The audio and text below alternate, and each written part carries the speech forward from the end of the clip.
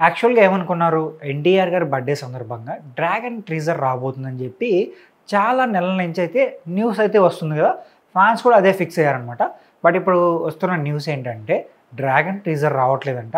'War' teaser మాత్రమే రాబోతుందని చెప్పి అఫీషియల్‌గానే కన్ఫర్మ్ చేశారనమాట. యాక్చువల్‌గా 'వార్' టీజర్ వస్తుందని చెప్పి 2 డేస్ బ్యాక్ 'రుతిక్ రోషన్' గారే అఫీషియల్‌గా ట్వీట్ చేసి చెప్పారు. సో ఆయనైతే చాలా మంచి ఎలివేషన్ అయితే ఇచ్చారనమాట ఎన్టీఆర్ గారికి.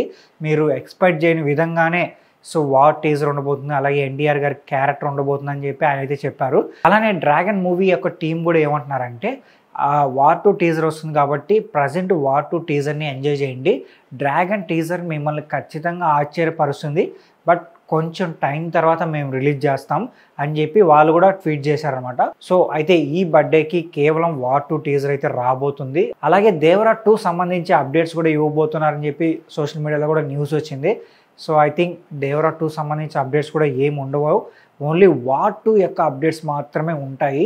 ఎందుకంటే 'వార్ 2' సినిమా ఆగస్ట్ 14థ్ రిలీజ్ కాబోతుంది కాబట్టి ప్రమోషన్ స్టార్ట్ చేయాలి కాబట్టి సో మేబీ 'వార్ 2' యొక్క అప్డేట్స్ మాత్రమే వస్తాయన్నమాట. ఇది ఎన్టీఆర్ గారి ఫ్యాన్స్ అయితే మాత్రం ప్రజెంట్ 'వార్ 2' అప్డేట్స్ వచ్చినా చాలు అన్నట్టుగా వాళ్ళైతే ఫీల్ అవుతున్నారు.